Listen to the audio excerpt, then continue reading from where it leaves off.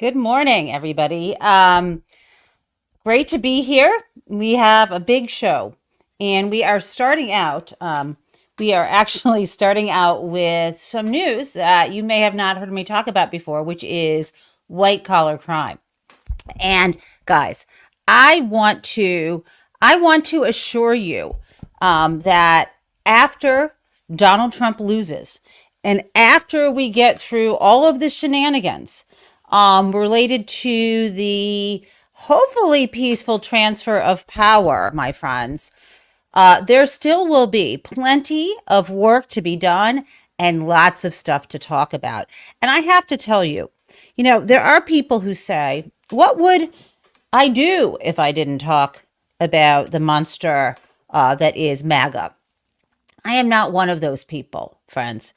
Before Donald Trump went down that escalator and announced his candidacy for the US presidency, I was entirely focused on continuing the process of reforming or helping to reform our banking and financial market system so that it would be fair for all Americans. And in particular, we're talking about the fallout from the 2008 financial crisis. And though by 2015, the country was turning around, the banks were then and still are too big to fail and too big to manage, right? And in addition, as you may know, around that time, I was thinking about, I had just in 2014, I published a book called Other People's Houses, which was looking back on the causes of the 2008 financial crisis and mortgage meltdown. And it was comparing it to what had gone down in the savings and loan debacle of the 1980s. And I knew about, of course, I was living through the financial crisis, but I hadn't really known much about the savings and loan debacle. And drawing those dots, what helped me do that is the fantastic work of Bill Black, a law professor and former regulator of the home loan banks, and one of the good guys in the world who went up against folks like Charles Keating. You may remember that name from the savings and loan days. He was one of the many who went to prison, I don't know, close to 1,000 people involved in the savings and loan scam and crash and bailouts did go to prison. I think you know where this is headed. At any rate, I wrote that book and the paperback came out in 2015. And I was still working and volunteering with organizations like Americans for Financial Reform. And then later I was on the board of Better Markets. And then suddenly, Donald Trump goes down that escalator. And it was an existential crisis because anything I wanted to do about bank reform and anything I wanted to do in my research that I was then teaching about white collar crime or writing about white collar crime, I thought was going to have to take a back seat. And I was going to focus instead on saving the democracy. And that is why at that time I became obsessively involved in doing anything and everything I could through any platform I had to sound the alarm about the dangers of Donald Trump and what a crook he was. And that is when and why today I'm here to talk to you about how sadly, although the Justice Department under Joe Biden is so much better than the Justice Department under Donald Trump when it comes to cracking down on white collar crime. Yesterday's news, yesterday's press conference where Merrick Garland stood there somewhat proudly and announced this big bust against TD Bank in the supposedly large $3.1 billion collective of penalties and so on, that was some big deal. And that's great, except if you don't notice that no executives have been charged. That's great if you don't notice how different this was and how we treated the crooks in Enron. And again, that's great if you don't know anything about the savings and loan debacle. So let me jump right in to that news. But first, of course, in case you wonder where I get my ideas from, again, after I wrote that book called other people's houses, about the saving, about the comparing the savings loan debacle to 2008 financial meltdown. And it is easy to read. You will understand banking. You will understand how the Fed works. You'll understand the mortgage market. You'll actually be able to, in one of the chapters, debunk the 10 top lies about the causes of the financial crisis. And it's heavily footnoted, but easy to read in narrative form. And that was published by Yale Press. The book that I came out with next, because I was able to see the connections between Donald Trump, a lifelong white collar criminal who got away with it, and what was going on in our society, the white collar crime spree. This book. Oh, it's a little blurry. I don't know if I can do this the right way. Big Dirty Money, Making White Collar Criminals Pay. This one came out with Viking Penguin Random House, and what I love about the paperback is it's got that little, I'm not really, okay, that little penguin at the bottom. And not to boast too much about my work, but of course, it always helps my publisher if these sell, because guess what? They were really nice and gave me a very large advance. And Penguin Viking Random House has not earned back that advance. So why don't I just plug this book for them? It is the Washington Post review wrote a crisp, engaging account of the many ways that corruption is thriving in the private sector and governments at every level, because there's government corruption in here too. And then the front, we have San Francisco Chronicle says blood boiling, and an exigent read for creating a more just society. I also had okay, here I go. I hope my mom's listening. It was reviewed in the New York Times Book Review by none other than James Stewart, who wrote the book Den of Thieves. Blah, blah, blah, blah, blah. Oh, one of my favorite reviews of Kirkus gave it a star review, which is important. But Jesse Eisinger, my friend, the Pulitzer Prize winning author of The Chicken Shit Club, reviewed it, and on and on and on. I'm going to stop boasting about this book, but honest to God, if you're interested in white collar crime, there you go. Now, one more thing. That is my public facing writing. I am also the co-author of a case book that's taught in law schools called Corporate and White Collar Crime. You don't need to buy either of these things. You can find them in your libraries. And of course, if you happen to be a law professor, you can feel free to assign that book in your class. Okay, so why am I talking about this? I am talking about this, as I said, because the announcement yesterday that seemed to be a fantastic victory for the Department of Justice and our other agencies is missing some big, big consequences for the people who benefited. So I'm going to play for you first. What is this press conference? It's just a couple minutes here, yesterday, midday. So let's listen to that. Here we go. Afternoon, everyone. Before we get started, I want to extend my sympathy to the millions of Americans who've had their lives turned upside down by Hurricane Milton and Hurricane Helene. I know I speak for all of us in expressing my gratitude to the first responders on the ground who are carrying out rescue missions.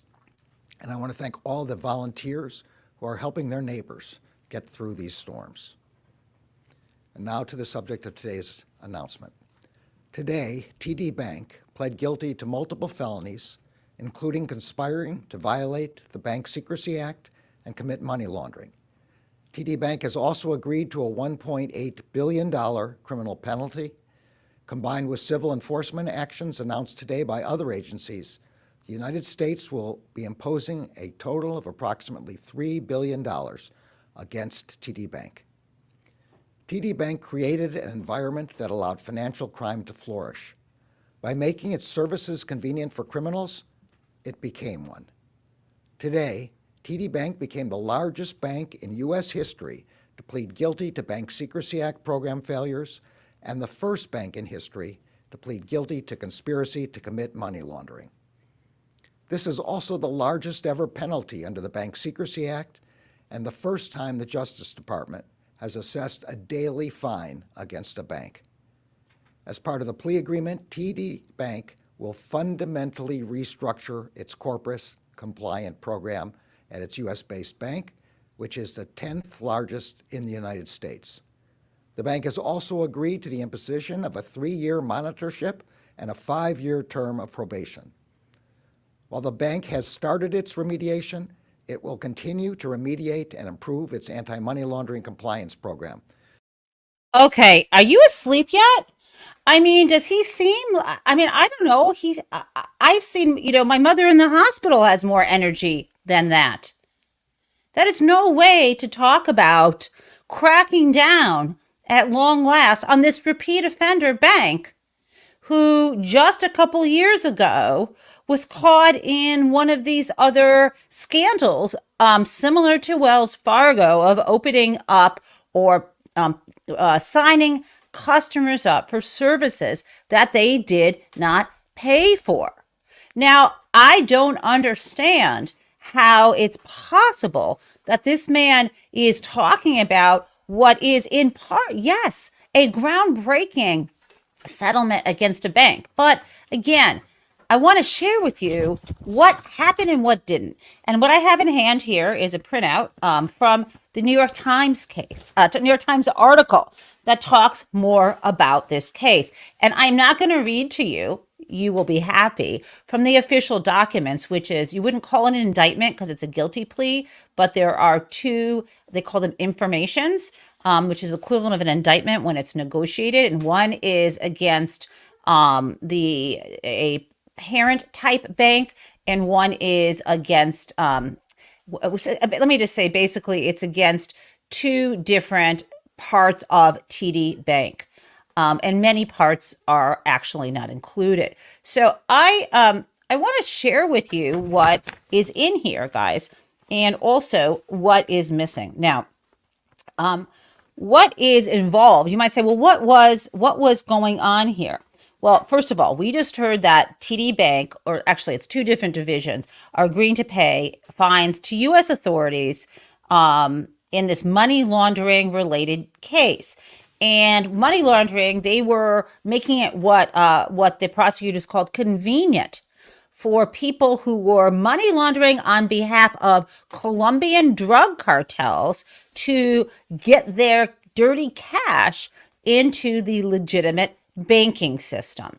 And yes, the combined penalties here are the largest ever imposed by U.S. authorities on a bank for violating money laundering laws.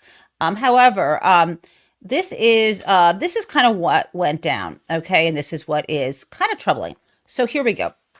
Here's one example in the charging documents. There was a man from Queens. Okay, so let me just back up. There has been previously the indictment against 20 individuals. 18 of them were involved or outside of the bank involved in this sort of money laundering cartel business, right, with the bank. And then only 2 of them are bank insiders, low-level people in the bank. Okay, so it says in one example cited by the authorities, a Queens man who had earlier pleaded guilty to several crimes provided bank workers at TD Bank, these are like the tellers and cashiers, provided them with more than $57,000 in gift cards.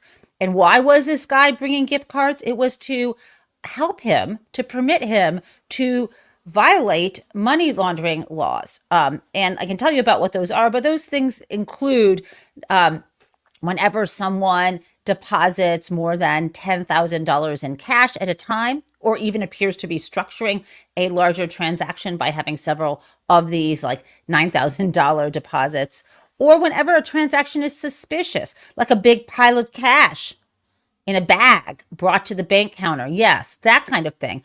In both instances, you have to report. There are these things. The latter is called a suspicious activity report, right? And the other is just a standard report that has to go through the bank up into the bank regulators, right? And it's been the rules for so long. Everybody knows about it. So what was this guy in Queens doing? He was bribing these tellers with these gift cards. And you know how much money? So he only had to invest $57,000, which is a lot to you and me. But this dude only had to invest $57,000 in gift cards, which were probably also bought with dirty cash, in order to be able to launder $470 million of dirty cartel money. Okay, so that is one thing that was going on at this bank. And then also, someone, it was, as they described it, it was an open secret at this bank, at TD Bank. in the US, right? And they said, one person in the bank, some employees said things like, how is that not money laundering? This is what a branch employee asked another. And why did he say that? Because someone came to the bank, a customer, with cash and $1 million in what's called bank checks. And these are, a bank check is unlike a check you might write. You've seen these bank checks. They don't have to have anyone signing it. You go into another bank, right? And you get them. Sometimes you have to write a bank check if you're buying something expensive and they just want let's say you're buying a car from someone who is not a car dealership, or you're paying for something else, and they may say, I need you to bring a bank check. And why they need that is they don't trust you. Like, let me give you an example. Let's say I see a beautiful piece of antique furniture that I want to buy from someone up in Vermont, let's say, and they don't know me. And their fear is, if I don't give them cash, right? Or if I write a check, what if my check bounces? Even if I try to send them like an ACH, through my debit card, that could also be pulled back. So if it's something small, if it's like $80, anyone would just try to fund the cash. But what if this is like an antique car? I drive up to Vermont. Well, I wouldn't drive up, but let's say it's, someone has an antique car and now it's getting expensive and I've got to pay, let's say $10,000. Well, I'm not going to go first of all, I don't have that kind of money, but they might say, we want a bank check, because they're afraid I'll drive off with the antique car and they'll never see me again, right? So you go into, what I would be doing is I would be going into maybe my own bank, right? And I would say, I'm withdrawing, $10,000, and can you at the same time write this bank check? And a bank check is the equivalent of cash. It doesn't have my name. It's on it's on the bank's account. And then I would give that to the person who would then be able to use it. So why would someone have $1 million in a combination of cash and bank checks? Well, if I went to a counter with $1 million in bank checks and cash, that would mean that, where did that cash come from? That's a lot of cash to have on hand. First of all, who am I? Why am I doing that? And if I have a business, why so much cash if it's not something? Anyway, you get the idea. And then where would I have gotten the bank checks? Well, I would have gone into a different bank, maybe with cash, to get those. So this is suspicious activity. Again, so a teller who understood that said to another, or a bank and branch employee said, how is that not money laundering? And the second employee responded, oh, it 100% is. You guys really need to shut that down. LOL. That was in the text. Okay, so what goes down in this case? Altogether, it gets to $3.1 billion because there's the criminal plea, there's the banking regulator known as the Office of the Controller of Currency. And what are they going to do? Well, they have the authority under this settlement to tell TD Bank, you can't grow any bigger. Like right now, they have $370 billion in assets. This bank does, right? And they can't grow any bigger right now. Now, of course, if they sell off more assets, which they've done recently, or if they start losing deposits and have to sell assets, they could continue to bring themselves back up to $370 billion. That's a lot of money. They're the 10th largest bank, okay, in the country. So that is a big deal. And you may say, okay, is that $3 billion a lot of money? Well, relative to their profits, it's not. And by the way, do you know who ends up paying for that? It is the shareholders. And they don't have to come up with the $3.1 billion now, because they already knew about this investigation. And Bank of America has already set aside reserves for this amount and slightly more. They had two different moments where they said they were setting aside reserves on their balance sheet. Now, you may say to yourself, well, then why is the stock yesterday, not Bank of America, I'm sorry, TD Bank. Why is TD Bank stock dropping now? Well, it's dropping, I think, maybe people don't understand that they've set aside the money, but it's more than that. When an institution gets in trouble and has to stop activity, right? First of all, there's the fine. Right? So, okay, it's what they expected. It's not less than what they expected. So, okay, fine. But that shouldn't really affect the stock price. I always think that what affects the stock price is that shareholders now know that this bank, TD Bank, is going to have to be extremely risk averse, including stopping any of the other illegal shit that they're probably doing that helps them gain money. Now, let's get a sense, and I'm going to move on to my critique of this, and we will absolutely talk about what's going on in the Trump campaign, because of course he is the white collar criminal who got away every single time so far. But here, and we're also going to talk about the Harris campaign and our rock star former president, Barack Obama, campaigning for her. But here we go. To get a sense of this, again, the size of this, and the banks. Okay, so one thing you have to have in place: all banks, all financial institutions, even your mutual fund companies, they have to have anti-money laundering compliance in place, and they've had problems with this. This isn't the first time, and so listen to this. So this is, I'm reading from the New York Times article. Federal prosecutors in documents filed in court said that some of the bank's employees had enabled money laundering by criminal gangs and that the bank was slow to address it. The bank's monitoring of transactions was so porous, prosecutors said, that from 2018 through April of this year, it did not adequately monitor about $18.3 trillion in activities. Okay, so, and then why? We have the controller of the currency, who's the OCC head. This is the agency in charge of regulating and monitoring this bank for safety and soundness. So Michael Hsu said in a statement as follows: TD's bank's persistent prioritization of growth over controls allowed its employees to break the law and facilitate the laundering of hundreds of millions of dollars. And they're saying this asset cap at $370 billion will make sure they can focus on putting those controls in place, managing the company's business, and not growing any bigger. Now, what about the people running the bank? It is impossible for me to believe that they did not either know about it or turned a blind eye. And let me explain why. Because there is no charge against any executive. Instead, at this press conference, or after the press conference, the CEO of TD Bank, his name is Bharat Masrani, said, "This is a sad day in our history for which we are very regretful." Okay, there's a separate chairman of the board, Alan McGibbon. Remember, the board is supposed to have oversight over what they're doing. And he said that the board would continue to take action to address these failures and hold those responsible accountable. I doubt it. I flippin' doubt it. Every member of that board of directors, especially the committee that oversees money laundering compliance, because I looked at their recent proxy statement, and yes, you wouldn't believe it.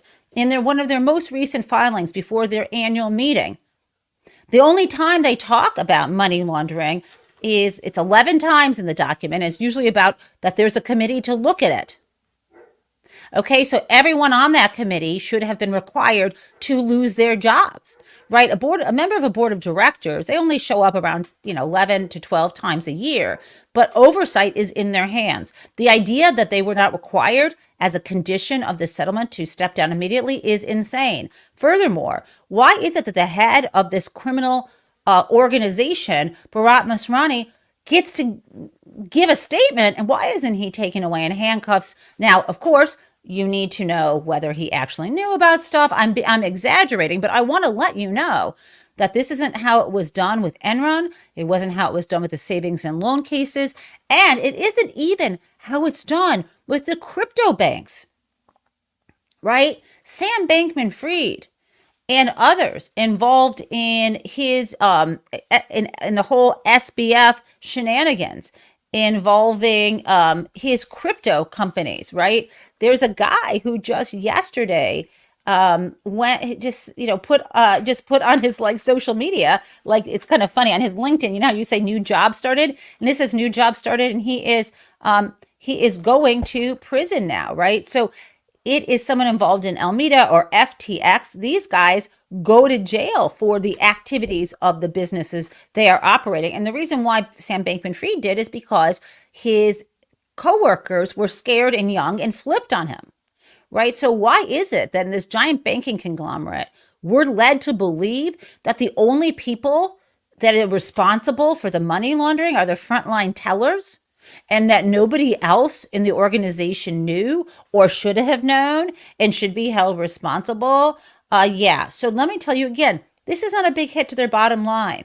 When they were, when they have, again, they've initially set aside $450 million in reserves.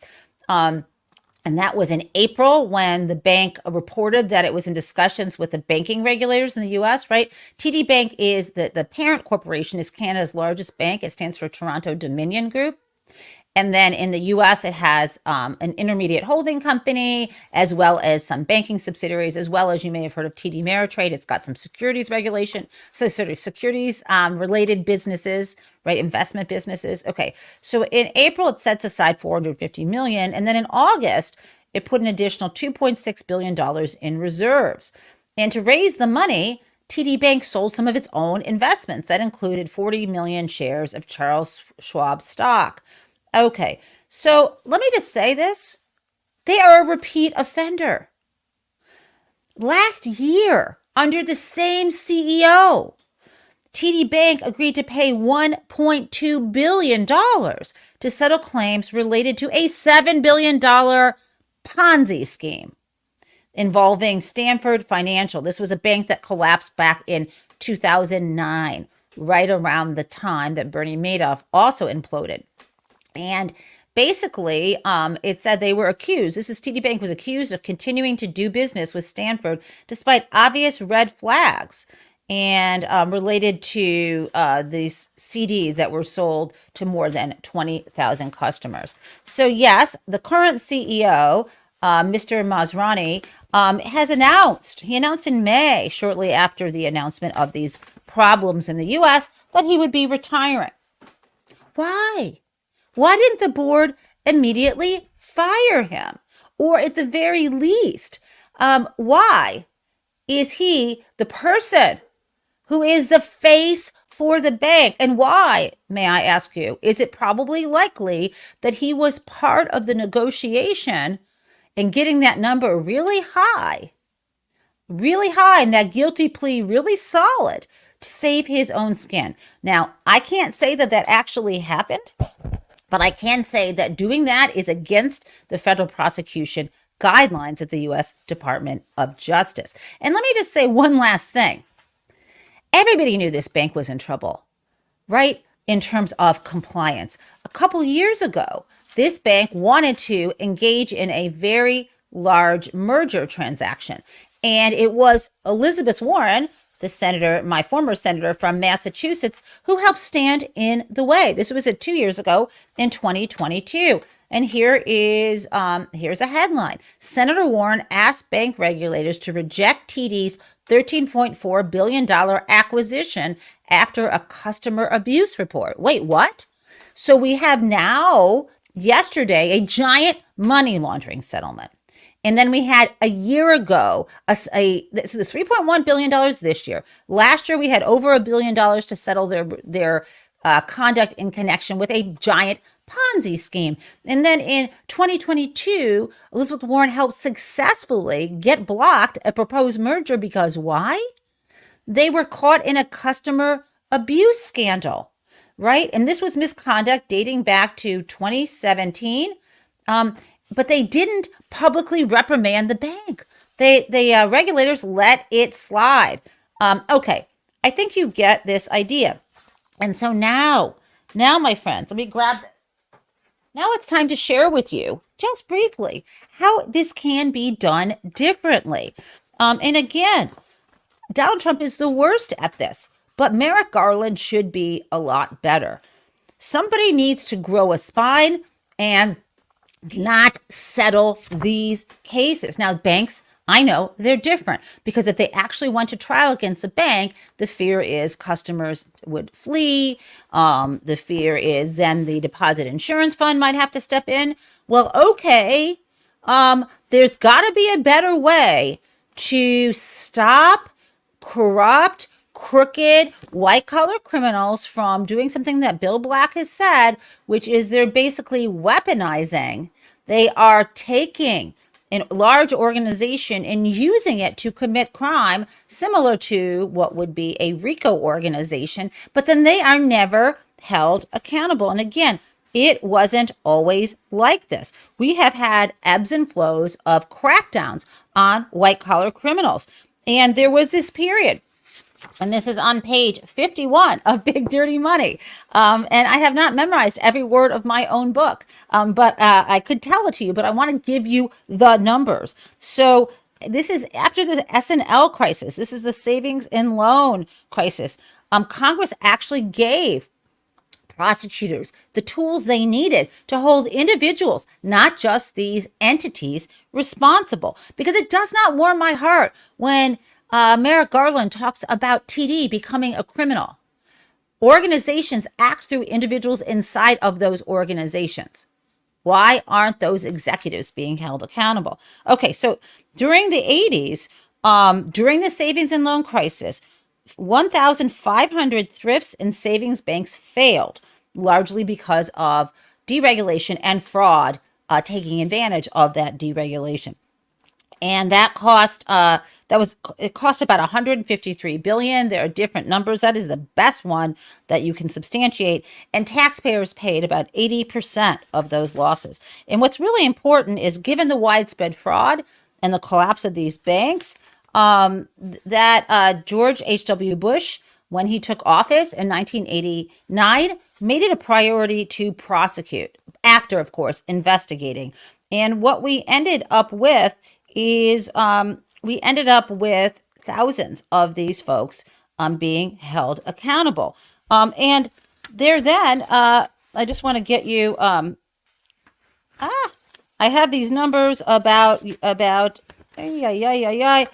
numbers of people during the Enron era who were actually held accountable. And I am on the, here we go.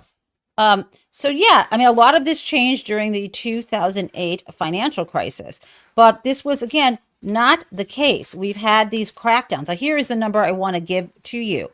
So we had, in the 1980s, as I said, over 1,000 these bankers were held accountable at these 1,500 institutions. But let's look at another era of corporate accountability. This is in July 2002. So in the 4 years between July 2002 and March 2006, and this was sort of in the post-Enron era, the Department of Justice convicted more than 82 CEOs, 85 corporate presidents, 36 chief financial officers, and 14 chief operating officers in corporate fraud cases. And it's not just Enron. It was WorldCom. It was Rite Aid. It was Quest. It was Cendant.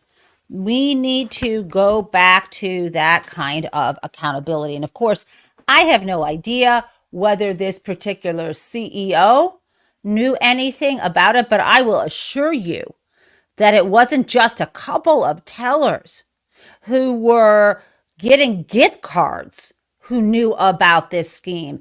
And it is a problem that a very sallow Merrick Garland gives this talk and doesn't express why there is no individual accountability, guys. Okay, so let us now pivot to the biggest white-collar criminal of all, because this matters. As something I've said in Big Dirty Money and elsewhere, I firmly believe that if Donald Trump had been held accountable for the many corrupt activities he engaged in, including for which he was, his businesses were charged, including civil fraud, right? But it was never made criminal in terms of securities fraud. His casino businesses were held liable for money laundering, but not criminal money laundering. It goes on and on and on. Decades of abuse, decades of corruption, never held accountable. And this is how people like this, with no morals, who are selfish and privileged, start out rich and get even richer, is by using white-collar crime as a tool for advancement. That is kind of the whole purpose of my theory in Big Dirty Money. And I firmly believe that if Donald Trump had actually been held accountable prior to his going down that escalator in 2015, that he would have spent time in federal prison and not in the White House. And now he has, because of his activities and because I believe of our Justice Department going soft on white collar crime after the Enron era, we now have a class of corrupt criminal oligarchs, including Donald Trump, who have way too much power in this country. So now let me get off of my soapbox and tell you some other things. There is some fantastic stuff happening in the Harris campaign. And most notably, she is out there drawing big crowds and talking about her policies, including most recently in this really great town hall. But before I get to that, I need to talk about the person who, I adore Barack Obama. I need to say that he has, among the Democratic Party, 93% of voters, 93% approval rating. And even across all voters, his approval rating is around 53%. I was just looking at this poll yesterday. Now, little footnote, I really wish that Eric Holder, when he was in charge of Obama's Department of Justice, had done what the prosecutors did under George H.W. Bush. I really wish that Holder didn't do what he did, which is allow the bank CEOs in the United States to get away with stuff that bank CEOs in other countries did not in the wake of the financial crisis. That's it. I have said it before, and my view has not changed. However, I still adore Barack Obama. I think he's an amazing leader, right? Nirvana doesn't exist. And we have what we have. And Obama was out on the campaign trail cheering on Kamala Harris. And I want to share with you, it's a really important thing that he said. I think you'll enjoy it. Got a few clips here. We'll talk on the other side. A car seat or diapers. I remember buying diapers. I remember the first time I went in the store right after Malia was born. I was like, what? That's how much diapers cost? I remember changing diapers. You think Donald Trump ever changed a diaper?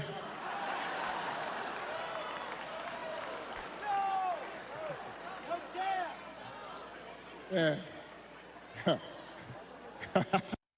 Did you hear what that person in the audience said? When Barack Obama said, do you think Donald Trump has ever changed a diaper? That person said, yeah, his. I almost said that, but I decided I shouldn't say it. Okay, but there was actually some substance here. I'm going to play this for you and we'll talk on the other side. If Donald Trump does not care that a mob might attack his own vice president, do you think he cares about you? Pennsylvania, we do not need 4 more years of that. We don't need 4 more years of arrogance and bumbling and bluster and division. America's ready to turn the page. We are ready for a better story, one that helps us work together instead of turning against each other. Pennsylvania, we're ready for a President Kamala Harris. First of all, I love the way he speaks. I love that he is backing her and getting out there in Pennsylvania. And let me just say this other thing. That man knows how to use a microphone. What a contrast between him and Merrick Garland. Now, I understand he is a former elected official, the different role that you play than when you're a prosecutor. But in all seriousness, passion matters in whatever that you do. Okay, one more Obama clip. And then, this is big. don't boo. I'm going to break you of this habit. And the reason some people think, well, I don't know, I remember that economy when he first came in being pretty good. Yeah, it About was Trump. pretty good because it was my economy. This is really important. We had 75 straight months of job growth that I handed over to him. It wasn't something he did. I spent 8 years cleaning up the mess that the Republicans had left me the last time. So just in case everybody has a hazy memory, he didn't do nothing except those big tax cuts. Okay. I think he's the first person that I've heard articulate that, right? Donald Trump's strong economy, that carried over from Obama, and then things crashed during the obviously during the COVID crisis and epidemic. But after that, he was not able to lift up the economy. Okay, now I want to now pivot. That's Obama. I want to pivot now to Donald Trump before we go back to Harris on the campaign trail, because it's hard for me, guys, to actually think of anything stupider and more self-defeating than what Donald Trump did yesterday when he was in Detroit at the Detroit Economic Club, speaking to them about his campaign and the dangers of electing Kamala Harris. Let's play this. Oops, I thought I could play it. Here we have again. I can only have 10. Okay, I will play it for you now. Again, I don't think there's anything stupider he could have said. I think anything that we're talking about today is high on our list. The whole country is going to be like, you want to know the truth? It'll be like Detroit. Our whole country will end up being like Detroit if she's your president. You're going to have a mess on your hands. What? I just need to, I need to play this for you again, and I need to show you what I am wearing. I am wearing my, I'm wearing my Detroit Tigers t-shirt. Guys, yeah. I am a Detroiter. I live in Metro Detroit. I teach right in downtown Detroit, not far from that Detroit Economic Club. And no, I was not there. But I am there in spirit. And I want you to listen again, because I cannot think of anything stupider. Also, his spray tan is looking very dark there at the Detroit Economic Club. Okay, let's play it. I don't think anything that we're talking about today is high on our list. The whole country is going to be like, you want to know the truth? It'll be like Detroit. Our whole country will end up being like Detroit if she's your president. You're going to have a mess on your hands. F you. And by the way, this is the Detroit skyline behind me, viewed from Canada. Like, I wish the whole country would be like Detroit. Detroit's an amazing home of, the auto industry, Motown, and today going through an amazing revitalization. And what a moron, because that same day that he was speaking to the Detroit Economic Club, trashing Detroit, the Wall Street Journal had this to say. Detroit, we all know this, that Detroit is undergoing an incredible transformation, in large part due to Dan Gilbert of Quicken, and also the whole community in Detroit finally getting all the support it needs to revitalize after, it's been, close to, let's say, almost 57 years since the uprisings in the city and the white flight that happened and the drain of the tax base. It's a very exciting thing. Detroit is an incredibly diverse city with lots of possibilities, and it's actually, according to the Wall Street Journal, going through a real estate boom. And so I wonder how is it actually possible that you would have a situation where Donald Trump would be stupid enough, you guys, to insult the city where he is speaking, and also as himself supposedly a real estate developer, not knowing, you moron, that you should buy low and sell high, and that he may have actually missed his opportunity in this boom. But what a monster. And again, you know what he's doing there. When you insult Detroit, when he insults Philly, what he is doing is that is a racist dog whistle. And I don't know where he thought he was speaking, but it was Detroit. And I don't know if he was looking out into that audience and mostly saw white faces and thought that was going to fly in Detroit, but it will not. And also, he tried to claim yesterday, once again, that he indeed decades ago had won a Michigan Man of the Year award. And to show as evidence that he had won that, he pulls up this thing that he had printed. And it was a printout of an article from last year. Because a year ago, apparently, the Oakland County GOP, the Republican Party, gave him some acknowledgement at a kind of dinner, and it called him the man of the decade. And this happened last year. And Donald specifically yesterday in his speech was saying, no, I got some award like last year, but that's not it. This is decades ago. Well, and then he quotes the article about the thing from last year. And so this is him. He is crazy. Now I got something else for you. One more Donald crazy rant before we get to some excellent work by Kamala Harris and Secretary Mayorkas. Okay, here we go. You know, we've known each other for a while, and I know your children and I have been just This is enormously yesterday again. impressed with their values, their lifestyles, and you did a great job raising them.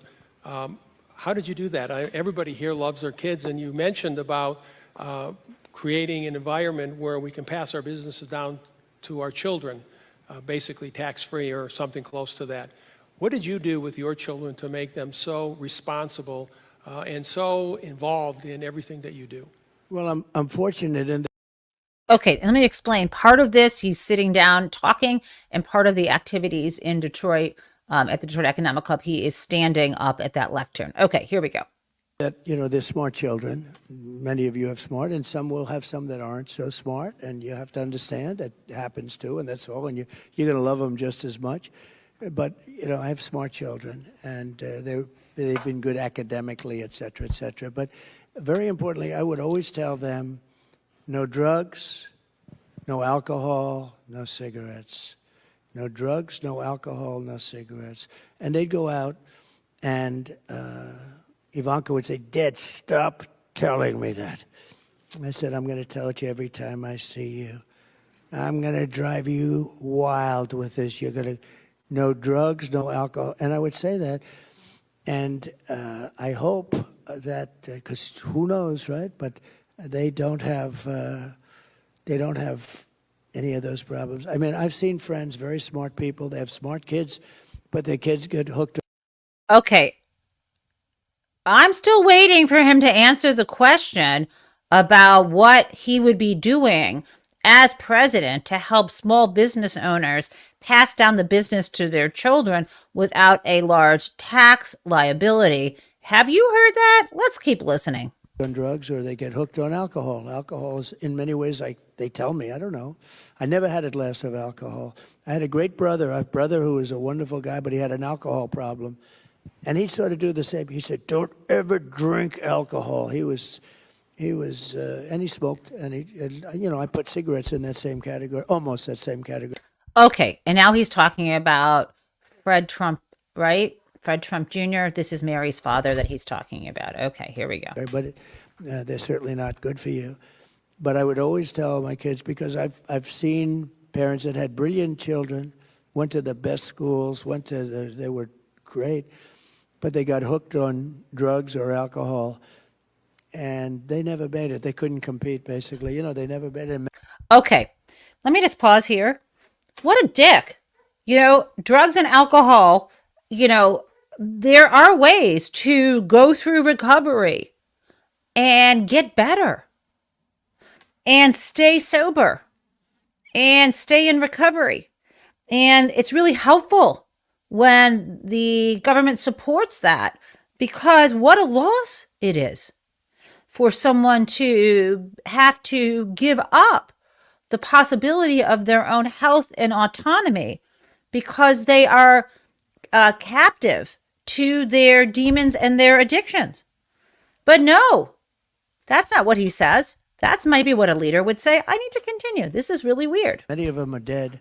Many of them die. They die with this fentanyl that's coming in. I'm going to get that problem. I had that problem almost solved with President Xi, by the way. And I said, you have to impose the maximum penalty, or we're not going to, I would. Okay. So now he's saying, we have to stop drugs from coming in the country, right? There's no remedy for helping people, let's say, who became addicted to opioids due to the Sackler family creating the Oxycontin epidemic, which is also featured in Big Dirty Money. We don't consider them a drug cartel. They will not be held individually accountable, even though their corporation has twice entered into guilty pleas. They keep their billions squirreled away. Now, so what is his solution? He is about to talk about a conversation he had with the leader of China about how to deal with people who become addicted to drugs. Listen up. It involves murdering them. I would always talk about trade. We have the power of trade. And I said, well, we're just not going to get along on trade. Hence, I could do things like we talked about. I don't want to go into it, but we can do things. And he and I had a handshake on he was going to impose the maximum penalty on people that run companies that sell us through Mexico. Almost all of it comes through Mexico. And the maximum penalty is the death penalty. And he was going to. Okay. Can we just juxtapose this? Just juxtapose. So Donald Trump, is it true that his idea is that his Justice Department would impose the death penalty on people involved in fentanyl drug cartels? Because, friends, earlier in the show, we were talking about how there wasn't even an indictment of the people who run the bank like TD Bank that was laundering money on behalf of drug cartels. So is that what Donald Trump is going to do? Start imposing the death penalty on corporate criminals? I am against the death penalty. I am opposed to it, of course, even including white collar criminals. But let's continue with his crazy fevered brain nonsense. To impose that. And then we had the transfer power. And this guy came in and he didn't know what to do with anything. And so that went down the tubes. But one of the first things I'm going to do is talk to him about that, because they were going to give the death penalty to anybody sending fentanyl into this country. And that would have really solved a lot of the problem. And the other thing I say, and it's not nice to settle like saying it, but, I've seen a lot of countries. I deal with all of them. And I know that all of them. And the only ones that don't have a drug problem are the ones that have the death penalty. We can set up all of our blue ribbon committees. Everybody calls me. You would call me. My friends call me. Could I be on that blue ribbon committee? And then have a blue ribbon committee on drugs and how to stop, these drug lords who are very smart people, very, very vicious, very smart. And we'll have these people from New York, some dilettantes, and they didn't. Interesting, crazy conversation we're analyzing. I'm still waiting for him to answer how you could. We are like, I don't know how many minutes into this thing, and he has still not answered the question that was posed to him about how a business owner would be able to avoid, taxation, and be able to pass a family business to their children. We are now bobbing and weaving into capital punishment. Here we go. I want to talk about. They just want to be a part of, whatever it is. The only ones that stop drugs, the only ones are the ones that have the death penalty. And you have to remember, it sounds horrible, but what's more horrible is what they do to our country, because on average, he or she, male or female, drug dealer, will kill. Okay, I can't keep listening to this, you guys. I just can't. If you are listening to me, either you or a member of your family or a friend has either gone into recovery and stayed in recovery, or succumbed and died because of alcohol or drug addiction. He is saying he wants to have no compassion and just kill those people. He wants capital punishment. And let me tell you something. It would not be for people like him who are addicted to Adderall, right? It's not going to be people like Robert F. Kennedy Jr., who was a heroin addict. It's not going to be the wealthy, because they were never subject to the drug crackdowns before, right? We had the difference between the cocaine, and we still do, but it was extreme differences between how cocaine is treated and crack. Powdered cocaine versus rock crack is treated in terms of penalties, but also you don't have the same kind of enforcement of our existing drug laws, right? And the idea that he is going to go out and kill people is his plan for solving the crisis of drug use and alcohol abuse in America is astonishing. I want you to hear that. Now, let's pivot to Harris and some great things that are happening on her campaign. We already saw Barack Obama, and now I want you to hear what she has to say about the border, instead of this idea that his whole plan is to have countries like China kill anybody who tries to, or have a scapegoat who's killed for any of this importing and killing anyone who has addiction. Let's listen to what her ideas are specifically on the border issue, because that's often where, and this is where Donald Trump always ends up going when it comes to any problem in the society. Let's play this. And let me tell you, this is from yesterday in Arizona, and it was broadcast by Noticias. Okay, excellent. Excellent. She has those chops. One more thing from that same town hall. Okay, so couple things there. We've heard about this plan before, and it's utterly brilliant. Do you notice a difference between how Kamala Harris talks about issues and Donald Trump? Donald Trump talks about himself all the time. As he centers himself, here she is thinking about what would help all of us. What you'll also notice in this, of course, is that she does extrapolate from her own personal experience to make that connection, but then she talks about her policy prescription. And then finally, this is particularly gendered. It is, for large part, but not always, left to women to manage the care work. In my family, it's not like that. My brothers and I are sharing responsibilities for taking care of my mom, and she's doing so much better, you guys. She's onto solid food. She is in the physical therapy unit of the hospital. I'm so thrilled about that, and so thank you. I would call it a miracle. And I did say to the doctor, I have so much faith in you. And he said, no, it's not faith, it's science. And he is right. I'm very glad for the care. And that we do share these responsibilities. Same thing with my husband in terms of that. But for the most part, it is a very gendered issue. And so the question I have for you is, have you also noticed, though, that she also has support from men around issues around work and pensions that affect them as well? And of course, this affects women too, but I'm speaking very generally here. And I want to share with you because the Teamsters Union, which of course has women members, but is largely associated historically with a very kind of macho kind of union. And even though the sort of umbrella Teamsters organization refused to endorse her, we have all of the Teamsters unions across the battleground states, not all of them, but most of them, either in the lead union for the battleground state or a sub-union or both across the country supporting her. And here's why. I want to share this with you. You are a retired Teamster? Yes, I worked 40 years as a Teamster member. Explain, as a retired Teamster, who's better for labor and why? Kamala Harris and Waltz are better for labor. They rescued my pension. I'm part of the Central States pension plan. I worked 40 years. I mean, I would have worked for 40 years and not had anything other than my Social Security if it wasn't for Kamala Harris and Joe Biden. For years, they've been trying to pass this act to rescue the Teamsters pension plan as well as all other multi-employer pension plans, mine workers included, right? There was never any Republican support for that, ever.